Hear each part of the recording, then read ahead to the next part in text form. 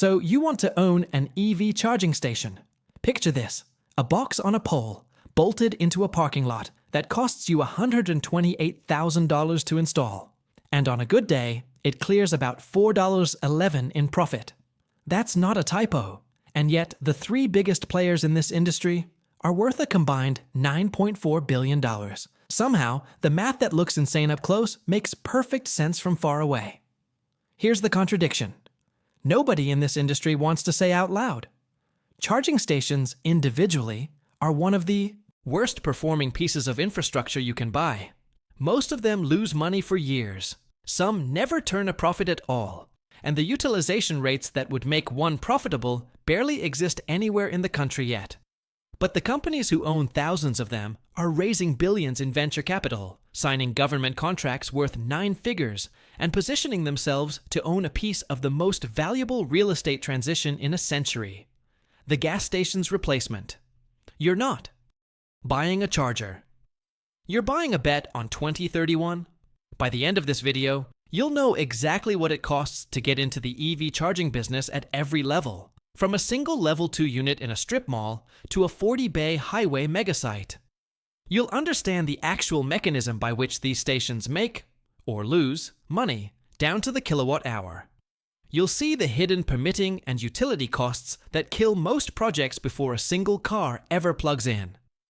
And you'll see exactly why some operators are already walking away millionaires, while others are quietly shutting down chargers they installed just 2 years ago. At the bottom, you've got the Level 2 tier, the kind you see outside a Whole Foods or a hotel. A single dual-port unit runs $4,300 to $6,800 for the hardware, plus $3,000 to $9,500 for installation depending on how far you are from an existing electrical panel. Total entry, roughly $9,000 to $16,000 per port. This is the tier every small business owner thinks they can casually get into. Most of them are wrong. Next is the DC fast charging tier, the real business. A single 150 kilowatt fast charger costs $45,000 to $85,000 for the unit alone.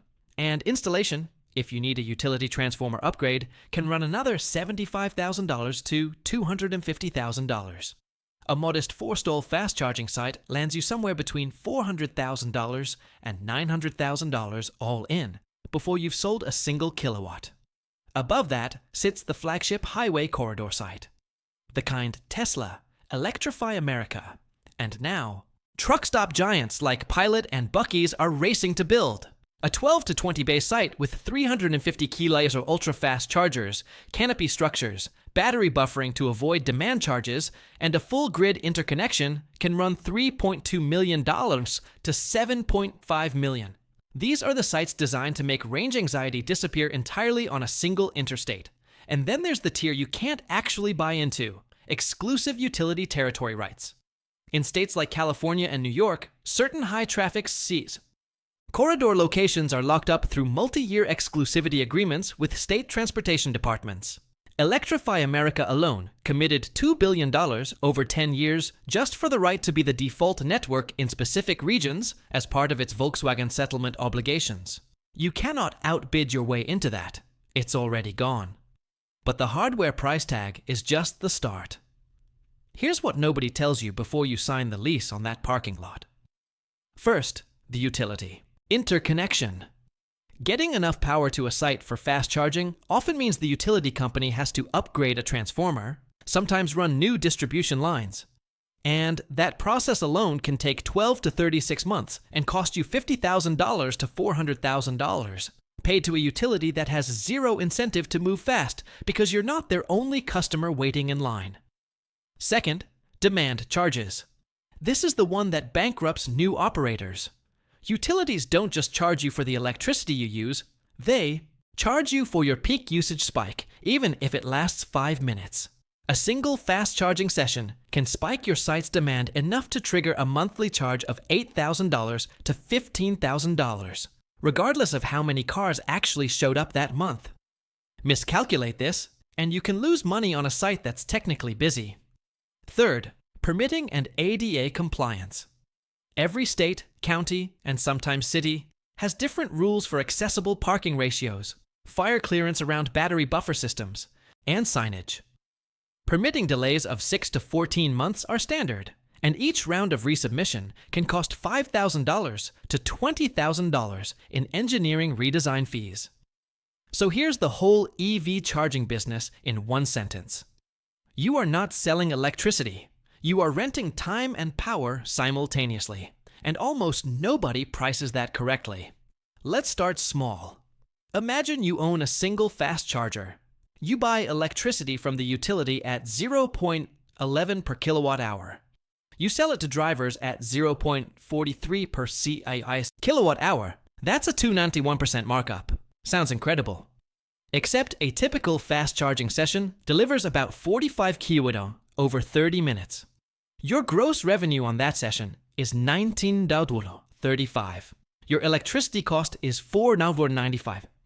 That leaves $14.40 before you subtract network fees, credit card processing, insurance, and the flat rate slice of that $400,000 of install you're depreciating over 8 years. Run the full math and a single stall at realistic 2026 utilization rates of around 12% nets you somewhere between $3 and $9 a day. That's your $4.11. Now here's where it gets interesting, because the entire industry is built on the bet that 12% utilization becomes 40% utilization within the next 5 to 7 years. And the math doesn't scale linearly, it scales like a light switch. At 12% utilization, a 4-stall site loses money. At 25%, it breaks even.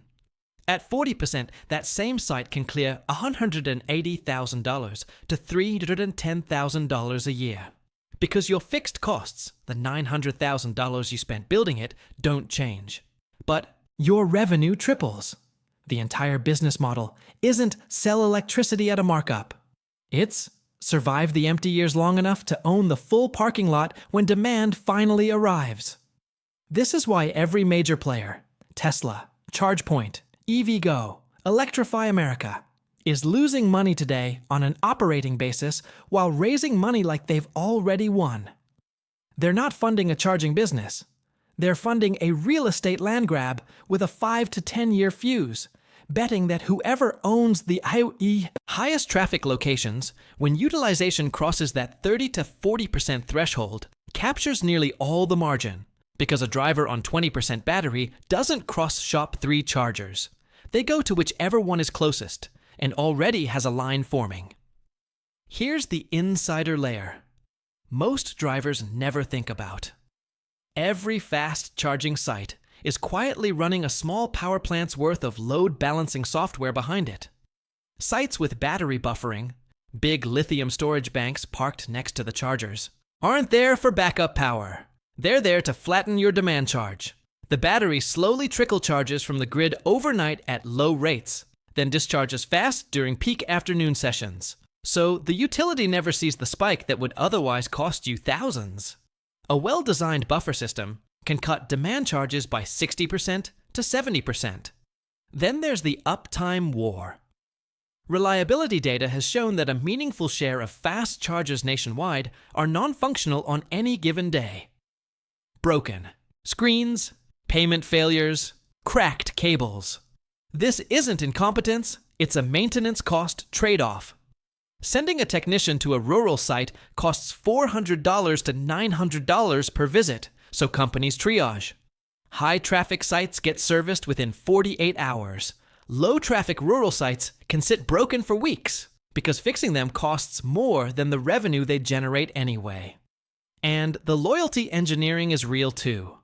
Subscription tiers pay $4 to $12.99 a month for a lower per kW rate aren't really about the discount. They're about capturing your default app before a competitor's charger becomes your habit. Once a driver has an app, a saved payment method, and a route memorized, the switching cost is almost entirely psychological, and operators know it. Look at Pat Romano, who co-founded ChargePoint back in 2007, years before most people believed EVs would be more than a niche product. He started by convincing office parks and municipal parking garages to install chargers essentially as a workplace perk long before there was meaningful driver demand. That early, unglamorous groundwork, thousands of small, boring installations while everyone else waited for the real market to arrive, gave ChargePoint the largest charging network footprint in North America by station count for years running. The company went public via SPAC in 2021 at a valuation north of $2.4 billion. The lesson isn't that charging is instantly profitable. It's that the first mover who tolerates a decade of thin margins ends up owning the map everyone else has to build around. First failure pattern: overbuilding ahead of demand. Plenty of independent operators, flush with early state and federal incentive money, including NEVI program grants that could cover up to 80% of installation costs, built fast charging sites in locations with beautiful highway traffic counts, but almost no EV penetration yet. A site built for $650,000 with a projected 3-year payback can end up running at 4% utilization, instead of the projected 20%, stretching that payback to 11 or 12 years, well past the depreciation life of the hardware itself. Several of these sites have already resold for 30 to 40 cents on the dollar to larger networks simply consolidating distressed assets. Second failure pattern: underestimating the utility relationship. A subset of independent operators signed leases and ordered hardware before confirming their actual grid capacity, only to discover the interconnection upgrade would cost more than the entire charging installation itself, sometimes $300,000 or more for a transformer upgrade that wasn't in the original budget. Projects get shelved mid-construction with equipment already purchased and depreciating in a warehouse, and the site never opens at all. Here's the low point of this industry, and it's still playing out. In 2023 and 2024, several regional charging networks that had raised aggressive venture funding on the promise of rapid EV adoption found themselves burning $2 to $4 million a month in operating losses against charging revenue that covered barely a fifth of that. One mid-sized operator, after building out nearly 200 fast charging stalls across a multi-state footprint, filed for bankruptcy protection in 2024 with liabilities north of $180 million. Stations that had cost hundreds of thousands of dollars each were auctioned off in bulk to competitors for pennies on the dollar, in some cases under 15% of original installation cost. Sites that were supposed to be the future of the highway sat dark for months, screens cracked, weeds growing through the charging bay paint, waiting for someone with deeper pockets to decide the location was still worth owning. So here's the resolution to the paradox from the start of this video. Individual chargers losing money isn't a flaw in the model. It's the entry fee. The math only works at scale, over time, and for whoever can survive the gap between installed and utilized. Everyone who's currently profitable in this industry got there by owning locations, data, and driver habits during the years when almost nobody else wanted to. The companies worth billions today aren't valued on what their chargers earn right now. They're valued on the assumption that in 5 years, the empty stall becomes the only stall, and whoever's standing there owns the entire margin. Let's run the actual numbers 2 ways. Scenario 1. The modest 4-stall fast charging site. Entry cost $650,000, including hardware, installation, and permitting. At today's realistic utilization of around 15%, annual revenue lands near $210,000. Operating costs, electricity, demand charges, network fees, maintenance, insurance, run about $165,000. Net profit, roughly $45,000 a year. Payback period at that rate, just over 14 years. Longer than most equipment warranties. This is the version most independent operators are living right now. Scenario 2. The flagship 16-bay highway corridor megasite. Entry. Cost. $5.4 million, with battery buffering and full grid interconnection already built in. At a mature 35% utilization, the number this whole industry is betting on reaching by the early 2030s, annual revenue climbs to roughly $2.9 million. Operating costs, even at this scale, run about $1.6 million. Net profit, $1.3 million a year. Payback period, just over 4 years, and every year after that is close to pure margin on an asset that's now the default stop for thousands of drivers a week. That's the whole business in 2 numbers. 14 years to survive, or 4 years to win.